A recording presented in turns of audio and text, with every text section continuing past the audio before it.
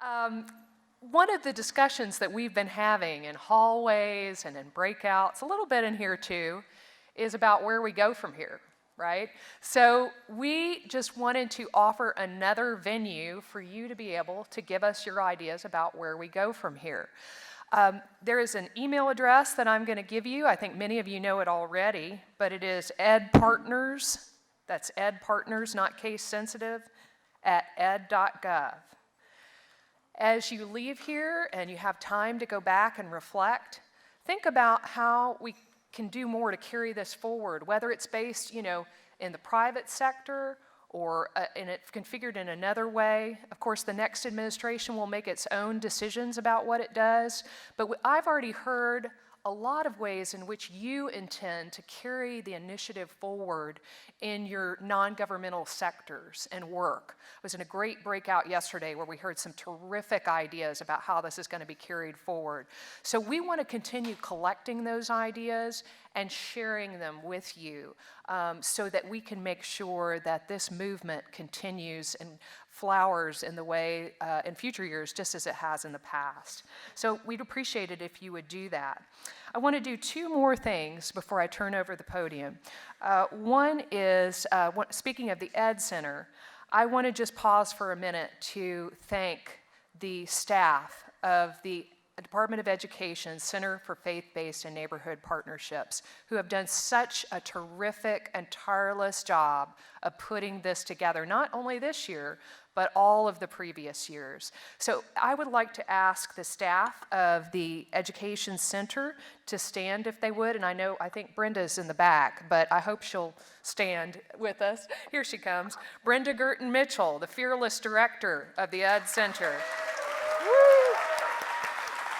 Anna Leach, Grayson Mann, Angel Rush, Ken Bedell, Eddie Martin, our former staff. Please join me.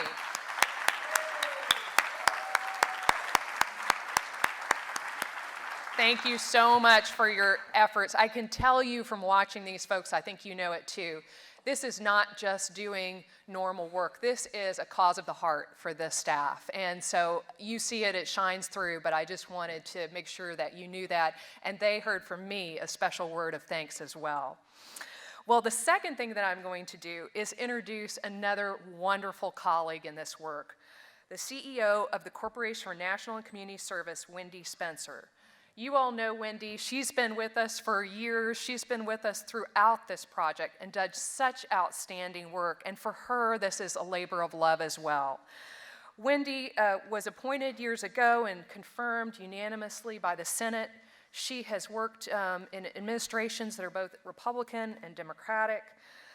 Prior to CNCS, she served in state government. And I just want to thank her because it has just been such a personal privilege and honor and pleasure to work with her over the years as she has brought her brilliance and her big heart to this work. So please join me in welcoming Wendy Spencer.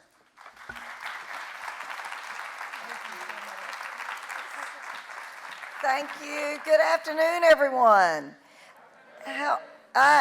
Melissa, thank you so much. And Brenda, who's in the back. This is a little bittersweet for me because this will be my last honor roll presentation in this role as we close out the administration.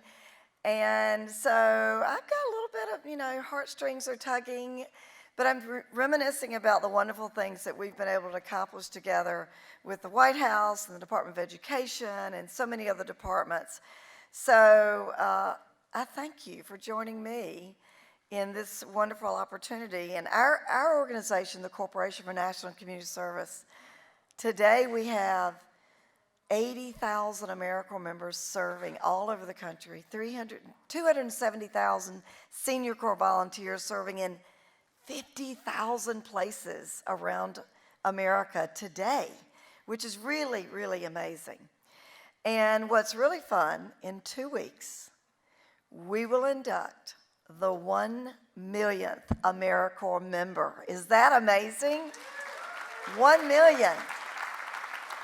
So I wonder if there's any AmeriCorps alums in the house. Yes, I love that. Maybe some Peace Corps? possibly, our Peace Corps sisters and brothers. So it's great to think that there are 1 million AmeriCorps alums all over the country, or soon will be. So it's really exciting. Education is a real sweet spot for us. It's also a priority. So our agency hosts 6 priorities: the environment, education, economic opportunity, veterans and military affairs, healthy futures. It's so wonderful that we have all of these focuses, but we don't divide our priorities in just 6 ways and cut our resources 6 ways and invest it. Half of our budget and our matching funds are supported and invested for education initiatives across the country. So it's really, really great to be here today with some of America's education leaders, because we feel like there's a real synergy between us and you. And we're also working on the college problem of student debt that now is topping around $1.3 trillion. Because when you serve in AmeriCorps, at the end of your service, you receive an Eli Siegel Education Scholarship. If you serve full-time, the largest amount you can receive is $5,735. And that increases with the Pell Grant each year. You can receive up to 2 of those. So now we have 184 colleges and universities who are matching the Ed Award for AmeriCorps alums. So my request from all of you today, if you're not on our list of 184 colleges who are matching our Ed Award and recruiting amazing Americans who are AmeriCorps alums, I encourage you to go back and sign up with us and find a way to support these AmeriCorps alums. So will you do that for me? Think about that? Yes? All right, we want to get more AmeriCorps alums, so it's really, really important. And plus, if those AmeriCorps alums will come to your university or your college, that you will get an amazing student who will become your alum, and they will be a great champion for service and for your university or college as well. Now let's get started with what I consider one of my treats as the head of this federal agency to do, and that is to recognize higher education institutions who are really placing service at the forefront of their culture. So let's get started. The President's Higher Education Community Service Honor Roll is one way we recognize not only the commitment to service, but also the impact of service. In this case, service in higher education. The Honor Roll is the highest federal recognition a campus can receive for its community service. Today, I'm excited to announce the 4 presidential winners for 2015 in the Interfaith, General Community Service, Economic Opportunity, and Education categories. These schools are receiving this recognition because they are the best of the best and have passed a rigorous, trust me, rigorous and multi-layered review process involving automatic scoring, staff input, and White House vetting. The last one, a very tough one. So are you ready? All right, our first category, and I'll ask the representatives when I announce your name for your university to join me on stage. The first category for the President's Honor Roll Award for the General Community Service goes to Adler University in Chicago, Illinois. Adler University. Congratulations. Adler University is unique in their commitment to service in that it was inspired by their founder, Alfred Adler. Adler taught that social responsibility practitioners must also activate or advocate for social conditions that will promote community well-being. Continuing the legacy of their founder, students at Adler learn to capitalize on community resiliency by respecting community members and empowering them to be the architects of their vision for a more just neighborhood, city, and world. Through Adler University's Community Service Practicum, first-year clinical students each devoted 200 hours over 6 months to work with one or more than 250 social service or healthcare community agencies.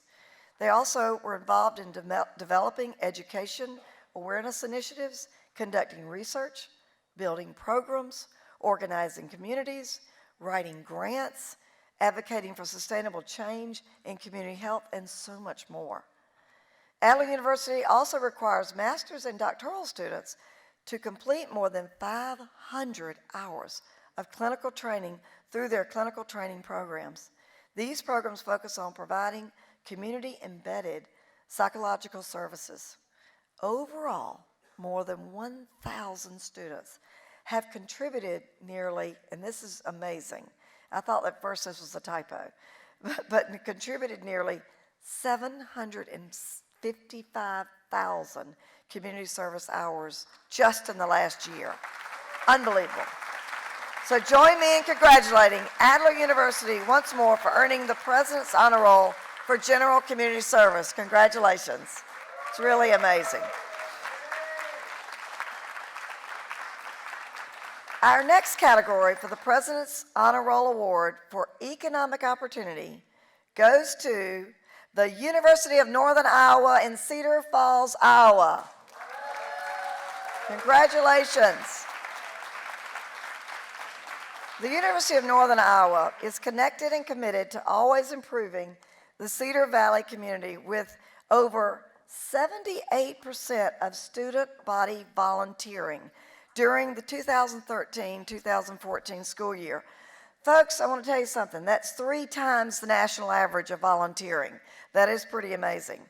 Students and faculty at UNI believe community engagement is both a high-impact learning method and a powerful tool to strengthen the community. The UNI Local Food Program has been strengthening the local food economy in Northeast Iowa since 1977, building on the region's foundational assets, good land, and skilled people. UNI staff worked with farmers and institutional food buyers, and in 2013-14, 17 institutional food buyers purchased nearly $3 million in local food supporting the region's food and farm businesses. Really amazing. UNI also conducts outreach to low-income Waterloo neighborhoods, focusing on promoting commercial revitalization, fostering entrepreneurship, creating job opportunities, and improving the quality of life by educating residents and influencing public decision makers about this issue. As a result, participation in community events has dramatically increased. Crime has been reduced, and neighborhood image throughout the area has improved. Overall, 9,500 students have contributed 484,000 community service hours just last year. Congratulations, University of Northern Iowa, on receiving the President's Honor Roll. Really pretty amazing. Fantastic. In our next category, the President's Honor Roll Award for Education Community Service goes to Springfield College in Springfield, Massachusetts. Springfield College, congratulations, is unique in that its community-based learning experiences prepare students for lives as active citizens and community leaders in service to humanity. Students, faculty, and staff participate in volunteer service during annual projects, alternative spring breaks, on their own accord, or through events and activities organized by the college. And new students are immediately immersed into this service-oriented culture during their summer orientation. Through advising, promotion, and registration sessions, all through this participation as a service project of their choice as they come on board as a brand new student. Springfield College was awarded one of 13 grants to provide holistic support to turnaround schools in the area through our AmeriCorps School Turnaround Initiative, which I'm really, really proud of. AmeriCorps staff at the college provided 39,000 hours of service to 500 at-risk students by placing terms of academic coaches, school counselors, and academic support specialists in K through 12 schools to address student and needs. And those AmeriCorps members are just amazing, making this tremendous, tremendous commitment of service. Springfield College has conducted additional service with at-risk youth by pairing college mentors with disadvantaged elementary and middle school students from neighborhoods through the Partners program. This program has been pairing mentors for 20 years. And in the 2013-14 years, the program facilitated 100 student pairs, with Springfield students dedicating over 600 hours of their time. Since the program's inception, 700 young students have been mentored. Overall, 3,300 students have contributed 420,000 community hours service just in the past year. That's, if in case you're doing the math and you need your calculator out, that's 127 hours on average per student commitment, or 2.4 hours per week. Folks, that's a huge, huge commitment. So congratulations to Springfield College earning the President's Honor Roll for education. And our final winner today in the President's Honor Roll Award for the Interfaith Community Service goes to Georgetown University, right here in Washington, D.C. Congratulations, Georgetown. Service, civic engagement, and interfaith dialogue are all defining characteristics of Georgetown University, and I know this personally because I've had the opportunity to interact with them. Students work in solidarity with diverse communities to create meaningful impact. Furthermore, Georgetown is unique in its commitment to provide students with opportunities for personal development and interfaith communication. Georgetown's Magis program, which reflects Georgetown's guiding values, to go deeper, I love that, allows students to investigate themes of injustice, oppression, liberation, and solidarity while engaging practices of faith. Participants are invited to bring their traditions of faith or outside of faith to bear, to become curious about the role of faith in relationship to service, and to actively engage their own understanding and practice of faith in relationship to others and in relationship to justice. The university's after-school kids program pairs students in mentorship with court-involved youth and prioritizes modeling positive behavior, engaging in direct academic tutoring, and enriching and strengthening interpersonal skills. Altogether, more than 8,000 student volunteers have contributed 770,000 community service hours in the past year. Congratulations, Georgetown University. It's really pretty amazing. I want to share with you an interesting statistic, and I hope that you can remember this and think about a way that we can work on some opportunities of growth for our young people. We survey each year, working with the U.S. Census Bureau and the Bureau of Labor Statistics, volunteerism in America. And we look at trends, types of people who volunteer, who the organizations they're volunteering through, and we find little nuggets of information that will help us motivate and address those to serve more. And one area that we know we can grow on is our young people between the ages of 18 and 24. And here's an interesting footnote. College students in that age group volunteer at twice the rate of non-college students in the age group of 18 to 24. So there's two messages here. One is, thank you colleges and universities for promoting volunteerism because your students are volunteering at a high rate. But our young people who are not enrolled in college need some mentorship, need some encouragement, because we know that if you volunteer, you increase the likelihood of getting a job by 27%. So those young students or young people in that age group who may not be enrolled in college, maybe struggling in life, maybe don't have a job, we can work with them and encourage them, bring them along, and have them volunteer to help them build their skills, build their networks, and gain better civic pride during the process and help communities with their heart and hands.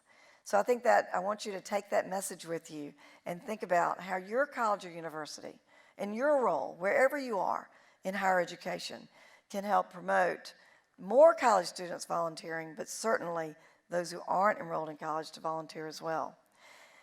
I have really had the privilege of sharing the Honor Roll awards for the past 4 years. This will be my last time in my role here. I hope you'll invite me back as a guest to come in next year's presentation. But I really want to thank the White House, the U.S. Department of Education, the U.S. Department of Housing and Urban Development, the American Council on Education, Campus Compact, who we work so closely with, and the Interfaith Youth Corps for participating and working together on this important program.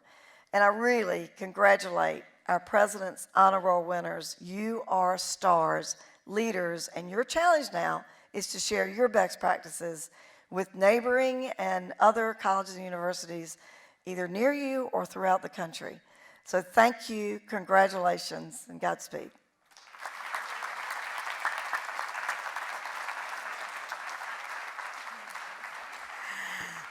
So we're going to do a little photo op before we move along, and your applause and your smiles and your warm feelings coming to this group helps them to know that you too are picking up the message and will help to continue the good work. Let's celebrate them one more time.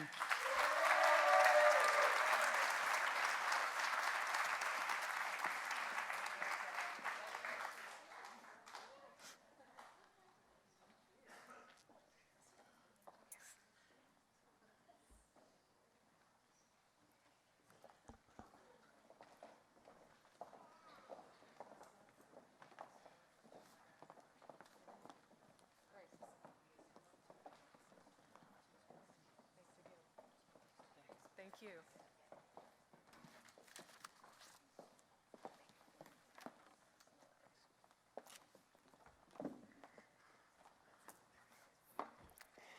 How many of you saw the movie 6 Degrees of Separation? All right, it's kind of old. It's really just saying that no matter where you are, where you go, you're still going to meet people that you're connected to in ways you didn't know. That when you look back over your life, you'll see that there were relationships that you developed that helped you to move in a different direction. And so today I'm honored that part of my 6 degrees of separation relationship is present in the house today in our next speaker. Reverend Dr., he says he's not doctor, I give him that additional degree. Reverend John McCulloch is the Chief Executive Officer of Church World Service Incorporated. And I met John while I was working for the National Council of Churches of Christ in the USA decades ago. And what I learned about John in his work was how focused he was, how concerned he was that we not lose sight of the people who we have been called to serve. John's traveled virtually all over the world and has lived abroad, has children who were born abroad. But he brings that work to bear right here in America as he encourages people of faith and people in our communities to do their part to help meet the needs of some of the most vulnerable people in our world. And he not only talks about it, he's one who walks the talk. And so I'm honored to bring him to you this afternoon as our closing plenary speaker, leading into our panel where we will still be striving to answer the question, where do we go from here? How do we help? And what will we do differently as a result of having been assigned as partners in this work of interfaith and community service? Would you welcome Reverend John McCulloch as he leads us into our final plenary session. Welcome, John.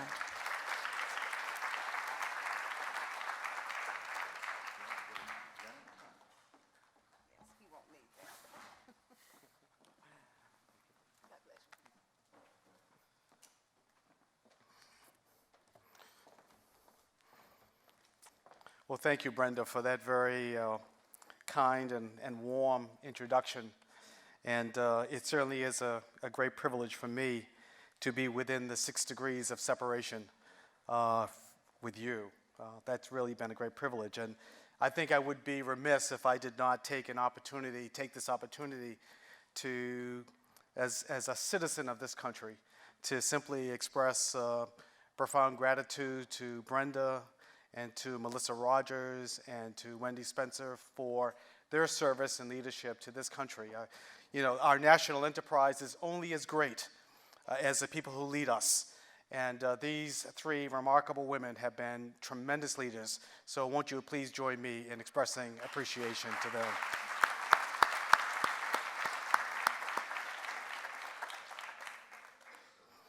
Well, I do want to say good afternoon to you and to thank you for inviting me to speak with you at what is truly a pivotal moment in our country and I think around the world. Right now, more than 65 million people around the world are displaced.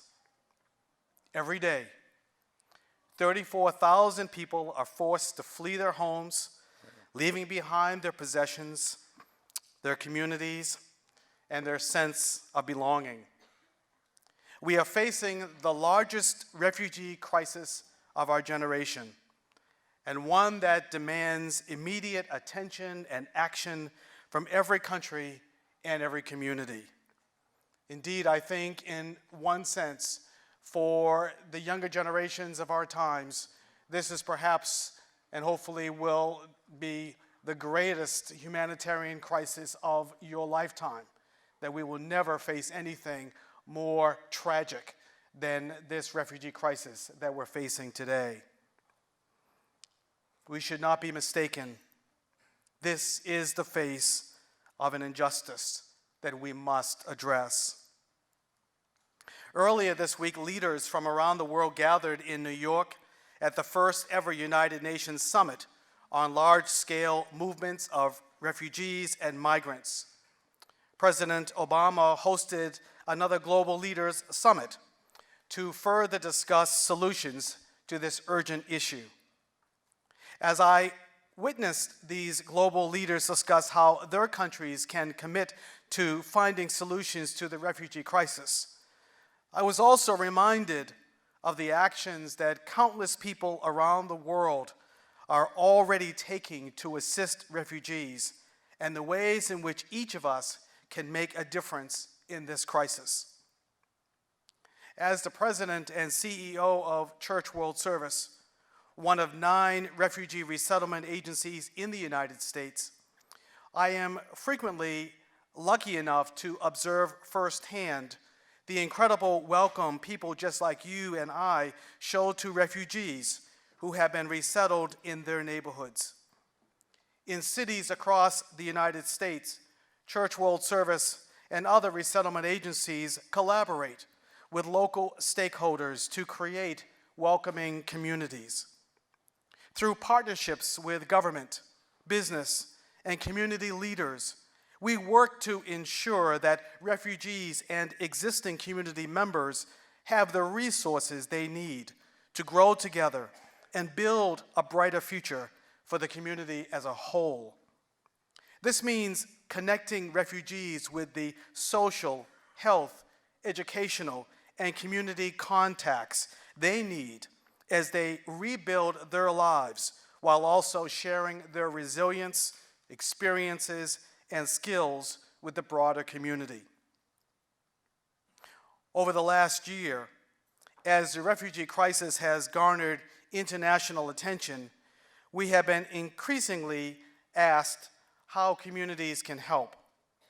And that really is why I'm here today, to share how, regardless of where you are or what you're studying or doing with your life, each of us can make an impact and find a way to address the refugee crisis.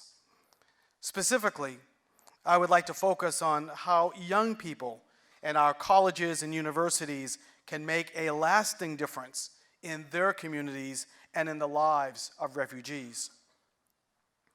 Colleges and universities are uniquely positioned to serve as resources to refugees and the communities that welcome them. As a hub of academic, housing, and medical resources, college campuses across the United States have recognized that they can play a vital role in assisting refugees as they begin to rebuild their lives in the United States.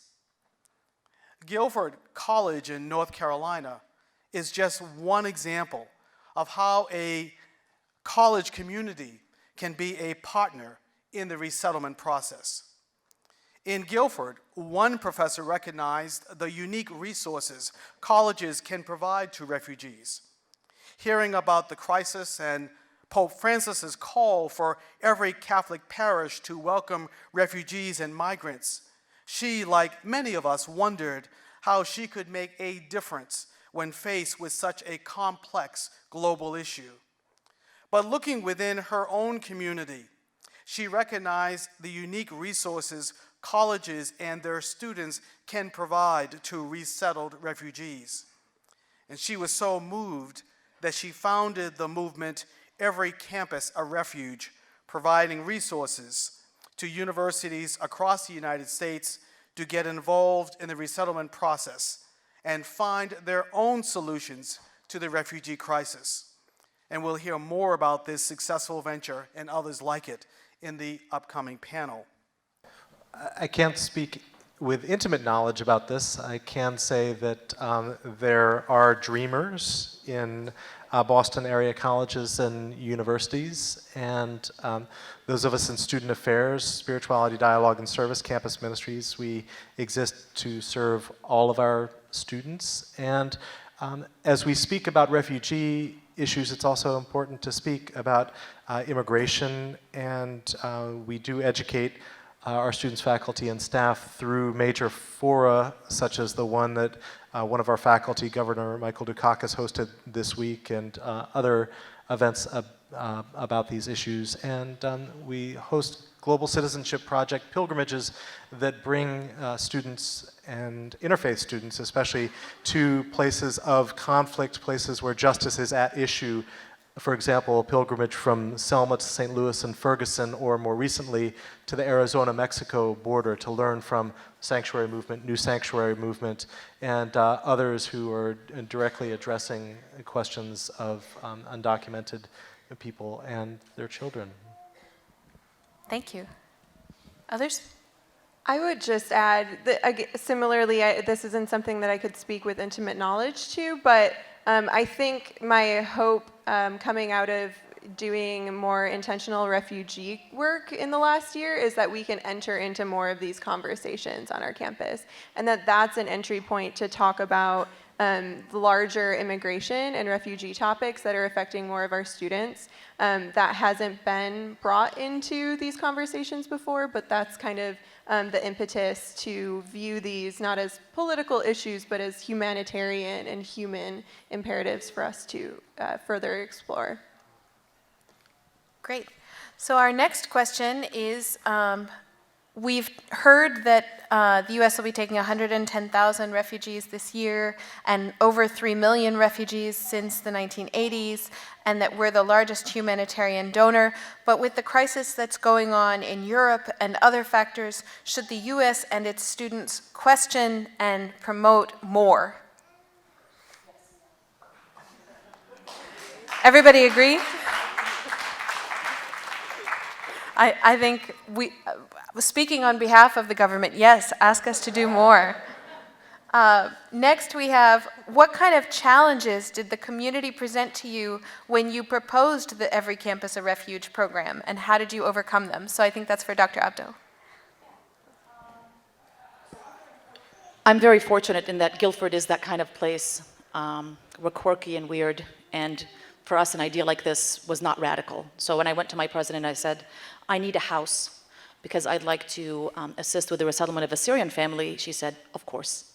Other campuses, this is not the case. So the challenges that we encountered later was that a public I think, House representative of Guilford County, asked Guilford College publicly to rescind its offer to house a Syrian refugee family. Because in this, xenophobic, Islamophobic discourse, Syrian refugees are associated with terrorists. So that is a challenge. The challenge is to respond to xenophobia and Islamophobia and to counter the idea that we are serving problematic or troubling groups when we engage in this kind of work. And I always like to remind campuses that y'all are housing 18-year-old kids who are leaving their families for the first time. Total freedom. That's troubling. So, there's a lot less risk and liability involved when we're talking about refugees, and a lot of reward. And that's it.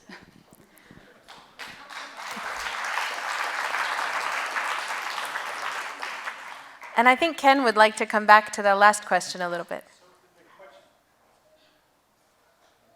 The question of, I think, capacity came up, and just would like, I want to stress how important that is. So as part of the program, communities are really required to kind of come together and really talk about capacity and really determine, how welcoming is our community? What can we provide in terms of capacity? And there are stakeholder meetings that are held regularly to actually discuss those issues. And I think it's very, very important for really universities and colleges to be part of that discussion, because you have the capacity to really provide support through volunteers and housing and all these other mechanisms that can really build that effort within that community. So your voice in those is very, very important, especially right now when a lot of communities feel they don't have the capacity. And I think when it really comes down to it, I think all communities really want to be considered welcoming communities. I don't think folks want to say, I live in an unwelcoming community. It just doesn't really feel right. So your voice is really important, and just want to stress that. Yeah. And actually, if I can take about 30 seconds again to just talk about the Leaders Summit on Refugees that happened earlier this week, where the President of the United States actually got up there and asked everybody to do more. And the countries that attended the Leaders Summit really stepped up to do more, with huge additional contributions to humanitarian assistance around the world, with huge increases to opportunities for resettlement and other legal pathways for refugees to get safe haven, and also with increased educational and employment opportunities for refugees in the countries to which they've fled. So the resettlement of refugees really is only an option for about 1% of the world's refugees. And that's just because of the capacity of the various resettlement countries to take in refugees. And so for most refugees, they have to be able to make it where they're at. And so we're working to support our partners around the world in the refugee hosting countries to increase opportunities to study and to increase opportunities to work, because refugees want to be productive members of society.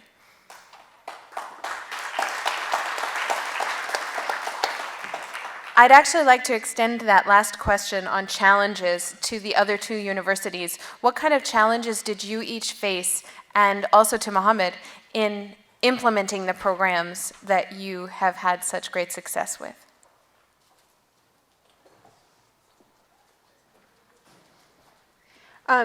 So I think, one of the challenges that we had was articulating it into a larger narrative that would open this conversation up, not to just the people who originally signed up and said, yes, I'm interested, but to see how the broader city and campus community could be a part of it. And in that way, I think that's part of the influence of the Interfaith service is to speak to the values and the philosophical or religious commitments that you have, and fitting that into why people are pulled into this work as well. And so I think what was important for us in that conversation was to look at the history of Grand Rapids as a welcoming city. So in the 90s, we welcomed Bosnian refugees throughout the 90s, to then have a really significant Bosnian community that's a flourishing part of Grand Rapids now. That, we have 2 Bosnian mosques, we have supermarkets and restaurants and stores that are run by the Bosnian community, and to use that as an example of look at the potential that we have if we really embrace being a welcoming community again, particularly around the Syrian refugees that are coming into our community. What potential we have as a community moving forward is really great. And I think that was able to bring in more people into the conversation, bring the city into the conversation, religious leaders, civic leaders, in a way that they all saw their stake in that conversation. And I know we're right up against our time, so for closing remarks, I'm going to ask our last two panelists to just give a brief summary of the challenges and leave us all inspired. That's a tall order. No pressure. As I said earlier, I think the chief challenge is the temptation to despair. And there are always limitations of time, energy, resources, staffing. And there's a sense of urgency. How much more can students do? How much more can staff do? How much more can our partners do? But I want to leave you with one very vivid image. Just last week, a group of our students, an interfaith group of our students, so many that there was a waiting list. We didn't have enough vehicles to accommodate all those who wanted to travel to the New Day Syria warehouse for packing humanitarian, medical, and food supplies.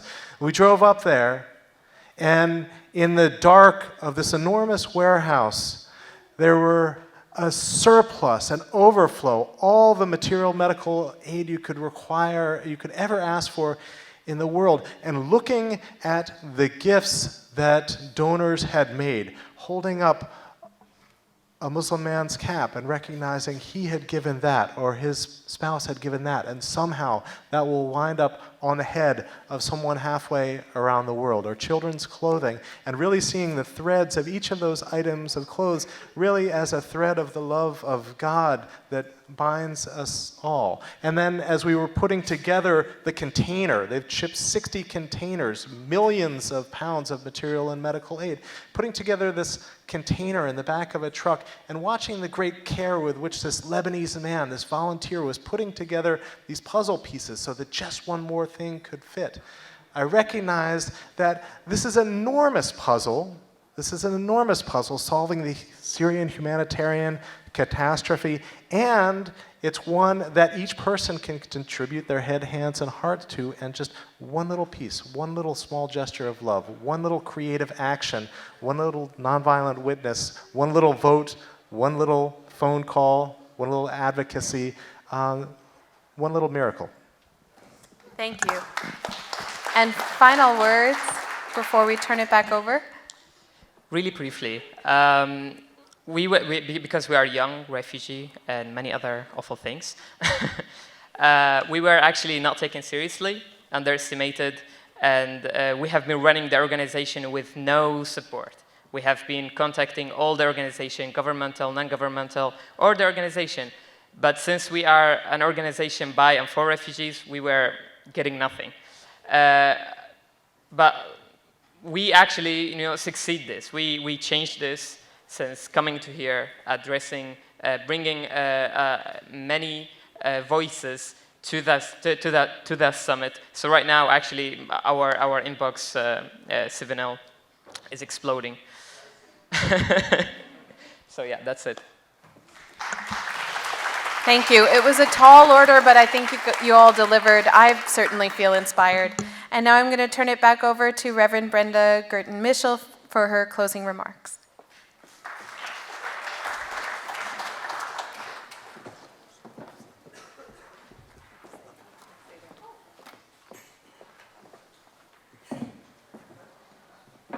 Just need a little help so y'all can see me. We're at that point. We have a few final things to do together.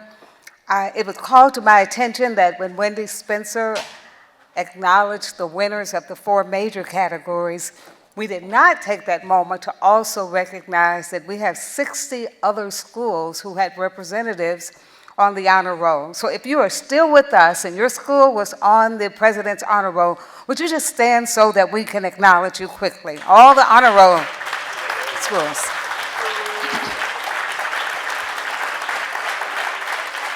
Thank you so much. Your certificates and copies of the biennial report are available for you at the registration desk. And we do have a few other copies of this if some of you'd like a copy to take. But it is online. And so you'll be able to take a look at what other schools have done, look at some promising and best practices, and maybe be inspired to do some additional things on your campuses. If I were to leave a couple of messages with you today, it would be, first, remember to tell your story. Find a way to be in this work that connects your passion to what we know needs to be done. And then I'm going to do something that's a little different, because we had somebody who was really, really trying to make sure we saw an additional way to share interfaith messages, and using the arts and entertainment as a way to invite people into what sometimes is a very difficult space. And everything Ruth tried to do, we bumped into a wall. And so publicly, I am apologizing to her that we have these barriers, but I'm also thanking you for your tenacity. And I want to share with you just one brief part of a song that she shared with us in the session this afternoon, and hope that you'll go YouTube it as one of your homework assignments. And the song title is What If? What if when you awoke, you were wearing a stranger's shoes? What if when you awoke, you shared your enemy's extremist views? What if when you awoke, you think in color, not black and white? What if when you awoke, you could imagine not being right? What if we all could see the beauty of one's expanding humanity? Would you celebrate the author, the writer, the presenter? Ruth, would you just stand? Thank you, thank you, thank you. Thank you so very much. Thank you.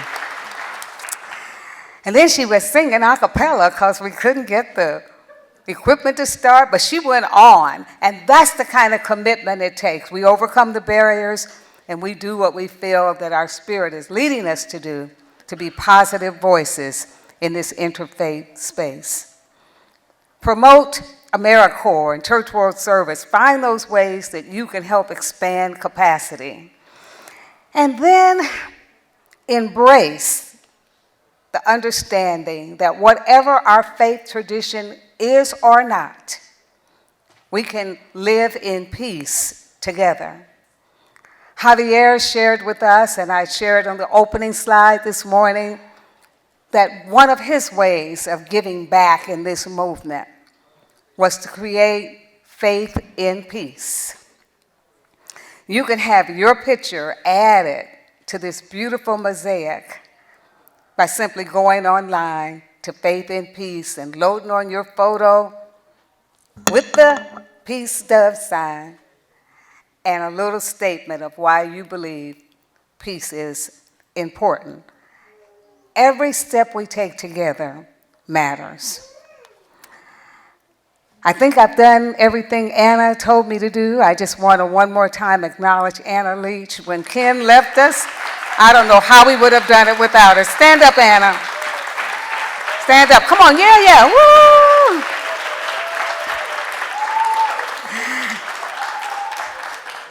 With John McCulloch here, I had a flashback, John. We both worked with Bob Egger at the National Council of Churches, and Bob could not be in a gathering like this without sharing a familiar Franciscan blessing. I've kind of done a Brenda version of it, but I'd like to leave you now with these words. May God bless you with discomfort and easy answers, half-truths, and superficial relationships, so that we may live deep within our hearts. May God bless you with anger at injustice, oppression, and exploitation of people, so that you may work for justice and freedom and peace. May God bless you with tears to shed for those who suffer from pain, rejection, starvation, and war, so that you will reach out your hand to comfort and help turn their pain into joy. And may God bless you with enough foolishness to believe that you can do the things. You and you and you and you and you can do the things that others have said cannot be done. God bless you. Go in peace.